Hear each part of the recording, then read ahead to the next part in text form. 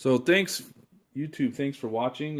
This is part 5 of my beginning home mechanics series for tools. If you haven't seen part 4 or part 3 or part 2 or part 1, go ahead and look for those and watch them. So this is kind of getting down to we're getting down there. And just remember, again, that this is for a beginning home mechanic. So they're not a tech. They're not going to be doing this for a living at all. They've never done it really in the past. They're just starting to get tools. They're looking for advice. What do they get? What do they look for? So that's what this is. It's not for a tech again. So please remember that and enjoy the video. So if you consider as a beginning mechanic working on your own cars, there's two jobs that are probably where you get the biggest bang for your buck. In other words, if you do them yourself, first of all, they're easy. They don't take a lot of skill, and it gets you in, and you can save money doing them yourself because they're so easy. And pretty much when you go get them done anywhere else, it's the labor that costs you the money, and sometimes you want to do it yourself. Anyways, you want to do it yourself. So anyways, the two jobs, what are they? Changing your brake pads and your rotors and changing your oil, right? And both of those require lifting your car. So this guy, 2.5 ton. I bought him at Harbor Freight. It's a low, it's like the low profile one. Never regretted this purchase. I've seen there's some really cheap jacks out there. I'll show you a picture right here with the cheap jack. Anyways, those guys, man, they're a pain in the butt to use. And you can use bottle jacks, and I have bottle jacks and I use them, and they're way better than your normal, the jack that comes in the back of your car. Let me show a picture of what I'm talking about. Anyways, you want a hydraulic jack, and this is the hydraulic jack. This is a floor jack. And again, go to Harbor Freight and buy one. If you have small cars, I would definitely get a low profile. Or if you have cars, which most people do, I would get a low profile one. This one, it's a low profile, but it has a high lift, so it lifts my Tahoe up great. I don't have a huge lift on my Tahoe. It's just normal. But this sucker, man, it just works. I love it. And I've even used it when I don't have a garage and a nice smooth floor. I'll carry it around. I'll take this bolt out right here, and then the handle comes out, and then I just transport them separately. I'll just haul that sucker around. So worth it. When I was in high school, my dad, for a little while, we lived in an apartment complex and we didn't have a garage, and we would still do our own car stuff, but we lived on a second story in this apartment complex. And so my dad, of course, I was like high school, so my dad would make me carry the jack down, up and down the stairs. But it's so much better and safer, I think. So there's also jack stands. I don't have them here because, they're holding up my kid's go-kart. But anyways, let me show you a picture of a jack stand. And essentially you get jack stands from Harbor Freight. That's the best place. They sell them at Walmart, but the Harbor Freight ones I think are better, or they're at least the same. Then you get bigger ones at Harbor Freight. That's a nice thing. Another thing you'll need is, I use this. Let's see if it focuses. Anyways, it's a block of wood, 4x4. I use it to jam behind my tire, my rear tire, so that when I jack it up, it's safe. Again, you want to use jack stands. So you use the jack, you lift up the car, you put the jacks, or first of all, before you use the jack, you put the block behind the tire, and you take the jack, you lift it in a safe position, or you find a safe place under the car to lift, usually something with the frame, and then you put a jack stand under it, and then you set it down on the jack stands, and then you take the jack out from under your car. That's the safest way to work underneath your car. You do not use your jack to hold it up while you're underneath it, or you're going to have it fall on you. Not fun, and it could kill you. So, but anyways, buy one of these big jacks from Harbor Freight. They'll last you forever. You probably won't buy any more. You know, unless somebody steals it or you do something to it, you're probably not going to buy another one. There's a creeper, or this is called the crawler. Anyways, my mother-in-law bought it for me. I love it. Something like that. It doesn't, I mean, there's so many different types. Just buy something, and you'll, again, the one thing that you need to go under your car for is changing your oil, which is what the easiest job to do, because there's only one bolt to take off, right? So get one of these guys to do that with, and then, man, maybe I should find I have an oil pan. Well, I'll put a picture in, because I think it's buried somewhere. But here's a picture. Okay, so that's the oil collector. You want to get something like that. They're cheap as well. But that's changing your oil, and you will need that. So all this stuff is for getting underneath and doing stuff. Again, brakes, super easy, and changing your oil, super easy. And both of those, you need to lift your car up. And taking your tire off is really good as well. Okay, let's look at some other stuff.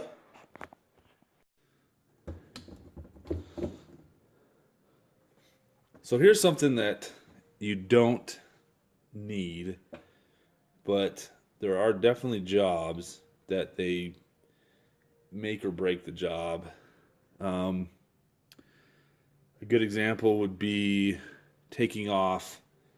When I had to take off my pulley on my water pump pulley, there are 3 bolts, and you have to hold on to the pulley so it doesn't move while you break loose the bolts by hand, or I use this guy, and it just ripped them right off.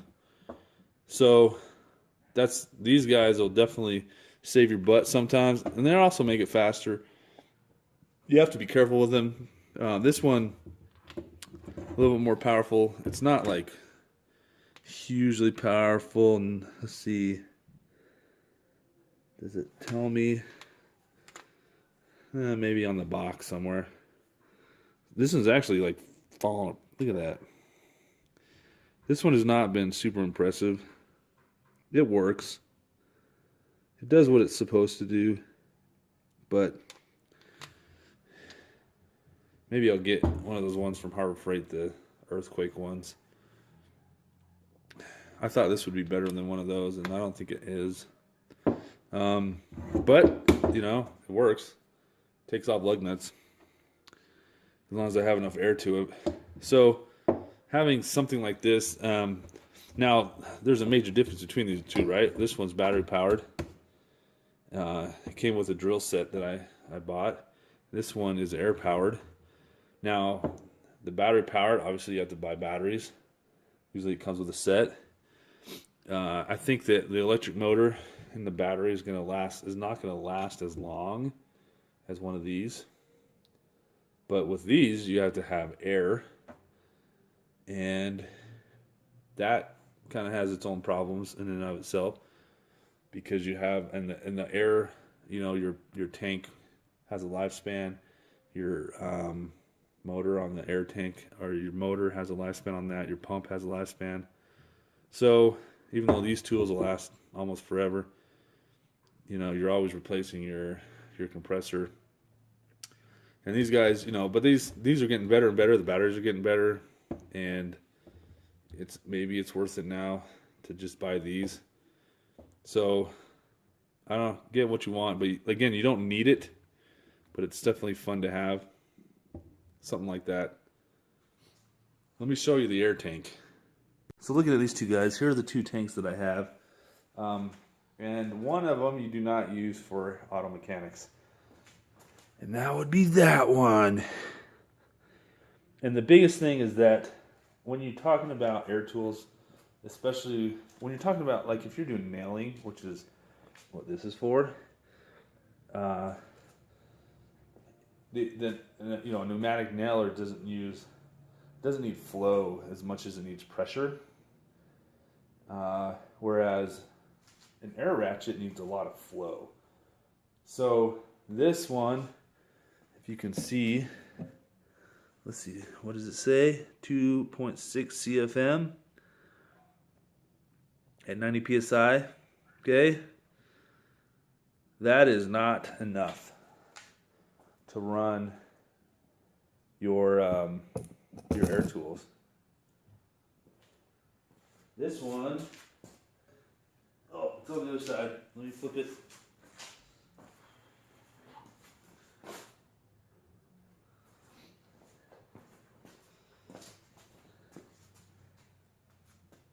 Oh, it doesn't, you can't see it.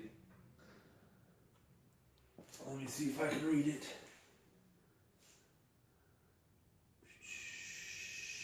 Okay, so this one says at 90 psi it's 5.3, and at 40 psi it's 6.2. So the real number that you need to worry about is you need to worry about over 4. It needs to be over 4, and the more the better. So this one, I bought this one instead of the 8-gallon because it had this 10-gallon had it has more flow. Now I actually really like these ones, mostly because this is really robust. The pump, the electric motor isn't that great, but it lasts. The last one I had lasted 10 years, I think, and I left it outside all the time. And I just bought this one to replace it because it broke. The electric motor broke. The only problem I don't like about these is that if the motor breaks, you can't get a new one. You have to buy the whole thing. You can't just buy a new motor. I mean, that's the same with this, but these are cheap. I guess these were pretty close to the same price. So I definitely recommend these cheap ones at Harbor Freight. They run great, and they, you know, get one that's oiled, not oilless. And I mean, this is oilless, but anyways, get one. If you get one of these for longevity and airflow for your shop, get one that is oiled. It'll just last longer. It's more robust, and it's something that's hard to mess up. And the Harbor Freight, I mean, this model, it's not specific to Harbor Freight or this type. You can find it. There's lots of different brands. So obviously the company in China is cranking them out and rebranding them, and Harbor Freight is the cheapest price. So you might as well just go there. I've seen these with Craftsman names on them. I've seen them with Husky names on them. I've seen them with Campbell Hausfeld names on them, and a bunch of other different brands. And you know, they're all the same thing. And Harbor Freight has a cheaper price. So just go there. So I just want to reiterate, first, I guess this is the ending. I guess one thing I forgot to say about the air is that it is good to get an air tank or an air compressor, just for messing with tires, making sure your tires are aired up. It's better to do it at home. And that's another thing that you can do as something that you're learning is keeping your tires the right pressure, not having to go to the gas station all the time to do it. And you need a compressor to do that.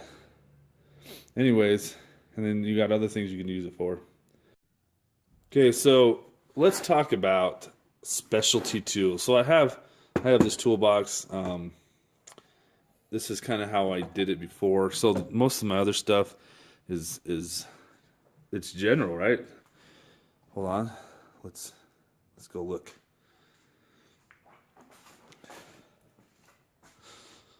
So you look at this, and it's mostly, this is for working on cars, right? But it's just general stuff. The ratchets. You can use Allen wrenches for stuff other than cars. You can use these for other than cars. You can use these for other than cars. It's a mess, whatever.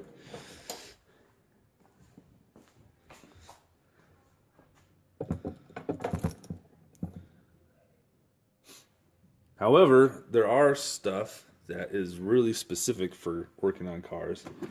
And you really don't buy them unless, and I got a bunch of these from my grandfather again, but you really don't buy them unless you start working on cars. And I also store things like, you buy one of these because you're doing your spark plugs, which is a really basic job. You should be doing that yourself. And you just, you put this in there. My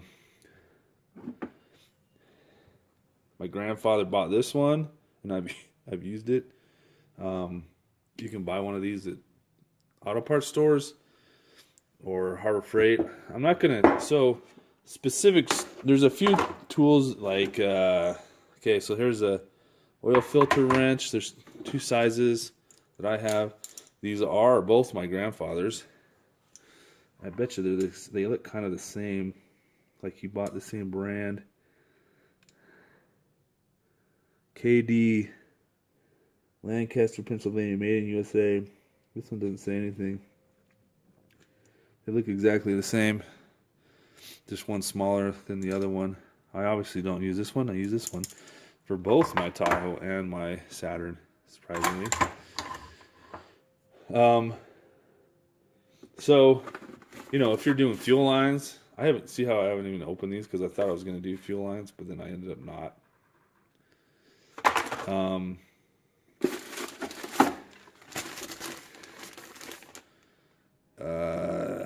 Upper rear main seal. My grandfather, he used it and he put it in his tools, and I took it, but I've never used it before. So, you probably don't know what this is. If you're just learning, if you're a technician, you do. It's a piston seal compressor, and I've never used it. There was a time I needed to use one of these, and I didn't have one. This is my grandfather's. Doing brakes, rear brakes. This is a good tool to have. Although I did my 2 rear brakes, my Tahoe and my Saturn, and I didn't use it at all. I didn't need it. I don't know. I brought it out and everything. But, ow. So, here's the thing with specialty tools. They can be really expensive, and some of them you only need once. I have bearing pullers somewhere else. I have another box somewhere that has a couple other special tools. But the thing with specialty tools, and this is kind of what I wanted to say about specialty tools, is that you don't need to buy them. A lot of times you go to an auto parts store, right, and you buy the part that you're replacing out, and they'll let you rent it for free, or they'll charge you a fee. I don't know, but you can rent a lot, or they'll charge you a core charge kind of a thing, and you rent the tool, and then when you bring it back, you get your money back. I've done that with some bearing pullers. So for specialty tools, you don't need to buy them, and I wouldn't buy anything until you specifically get to a job.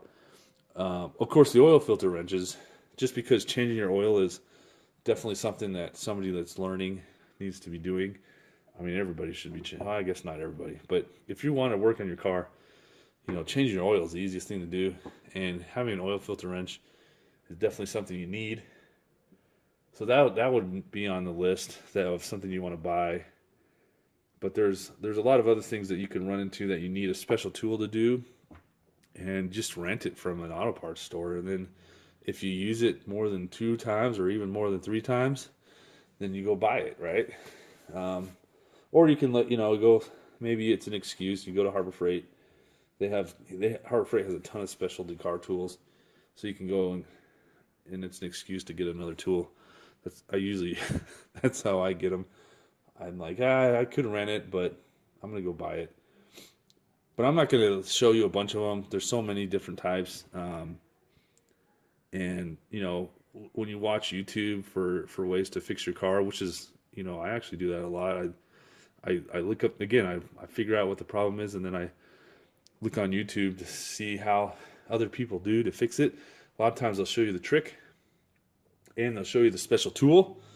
And so sometimes I'll either go get that special tool, or sometimes I'll go rent it, right? And it sure makes it a lot easier if you have that special tool, but you don't need it all the time. So that's my say on specialty tools, whether you need it or not. Thanks for watching part 5. Make sure that you've already watched part 1 through 4, and please continue and watch part 6. Thank you.